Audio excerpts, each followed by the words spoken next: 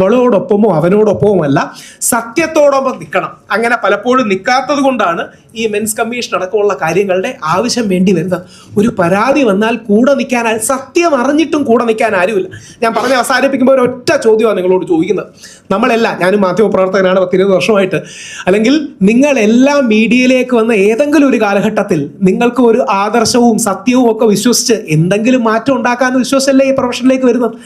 എന്തെങ്കിലും നമ്മളാൽ കഴിയുന്ന രീതിയിൽ ഒരു ചേഞ്ച് ഈ ലോകത്തിനുണ്ടാക്കാം, എന്തെങ്കിലും നമ്മളാൽ കഴിയുന്ന സമൂഹത്തിന് പോസിറ്റീവായി ചെയ്യാം, എന്തെങ്കിലും സത്യത്തിലും ആദർശത്തിലും, ഇടതോ വലതോ മധ്യമോ ഏതെങ്കിലും ഒരു ആദർശത്തിൽ വിശ്വസിച്ചിട്ടൊക്കെ ആയിരിക്കുമല്ലോ നിങ്ങൾ വരുന്നത്. ആ ആദർശത്തിന്റെ ഒരു കണിക സത്യം ആവശ്യപ്പെട്ടുകൊണ്ട് ഞാൻ ചോദിക്കുകയാണ്, ഈ പെൺകുട്ടി പറയുന്നതിൽ എന്തെങ്കിലും കാര്യമുണ്ടോ? സത്യസന്ധമായി നിങ്ങൾ ചിന്തിക്കണം. ഈ പെൺകുട്ടി പറയുന്നതിന് എന്തെങ്കിലും കാര്യമുണ്ടോ? യഥാർത്ഥത്തിൽ വിമർശിക്കുന്നവരെ ഭീഷണിപ്പെടുത്തി ഇല്ലാതാക്കാൻ നോക്കുന്നതിൻ്റെ ഏറ്റവും നല്ല പതിപ്പല്ലേ നമ്മൾ കാണുന്നത്. അതുകൊണ്ട് ഈ കേസിൽ ബഹുമാനപ്പെട്ട മീഡിയ, ബഹുമാനപ്പെട്ട കോടതി, ബഹുമാനപ്പെട്ട മീഡിയ, ബഹുമാനപ്പെട്ട പോലീസ് അടക്കമുള്ള ആൾക്കാർ ഈ വിഷയത്തിൻ്റെ സത്യസന്ധമായ കാര്യങ്ങൾ ചെയ്യണം. ഇനിയും ജയിലിൽ പിടിച്ചിടാനുള്ള പരിപാടികളല്ല നോക്കേണ്ടത്.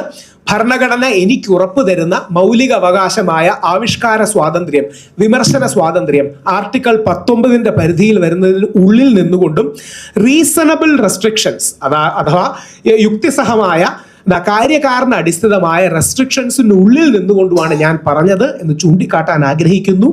ഒരു അധിക്ഷേപവുമില്ല, ഒരു സെക്ഷലി കളർഡ് റിമാർക്കുമില്ല, ആ പെൺകുട്ടിയുടെ ഐഡന്റിറ്റി ഡിസ്ക്ലോസ് ചെയ്തിട്ടില്ല, ആ പെൺകുട്ടിയുടെ ഫോട്ടോ ഇട്ടിട്ടില്ല. ഒരു കാര്യം കൂടി ആലോചിക്കണം, ഇടുന്നതിൽ പോലും പ്രശ്നമില്ല, എന്നിട്ട് പോലും ഞാൻ ചെയ്യുന്നില്ല. കാര്യം ആ പെൺകുട്ടി അതിജീവിതയല്ല. എന്തിന്? ആ പെൺകുട്ടിയുടെ ഹസ്ബൻഡ് ഇട്ട വീഡിയോ ഞാൻ ലൈക്ക് ചെയ്തു പോലും ഇല്ല. എന്നെ സപ്പോർട്ട് ചെയ്തിട്ട വീഡിയോ ആണ്. ഇനി ലൈക്ക് ചെയ്ത് കഴിഞ്ഞാൽ അതിൻ്റെ പേരിൽ ഗൂഢാലോചന ഉണ്ടെന്ന് പറയും. നമ്മുടെ നാട്ടിൽ കള്ളക്കേസെടുത്ത് എതിർസ്വരങ്ങളെ ഇല്ലാതാക്കുന്ന ഈ പ്രവണത അവസാനിക്കണം. അതായത് പോലീസ് കേസുകളെ ഹരാസ്മെന്റിന്റെ ടൂളായിട്ട്, അതാണ് നമ്മൾ പോറ്റിയെ കയറ്റി എന്ന പാട്ടിൽ കണ്ടത്. മതസ്പർദ്ധ ഉണ്ടാക്കാൻ ശ്രമിക്കുന്നു എന്ന് പറഞ്ഞ് കള്ളപ്പരാതി ഇടുന്നു. അത് ദൈവം സഹായിച്ച് മീഡിയയുടെ എല്ലാം സ്റ്റാൻഡ് കൊണ്ടുകൂടിയാണ്. അതും കൂടെയാണ് മീഡിയയോട് പറയാൻ ആഗ്രഹിക്കുന്നത്. നിങ്ങൾ മീഡിയക്കാരുടെ സ്റ്റാൻഡ് പോലീസുകാർ സ്ഥിരമിരുന്ന് കാണുന്നുണ്ട്.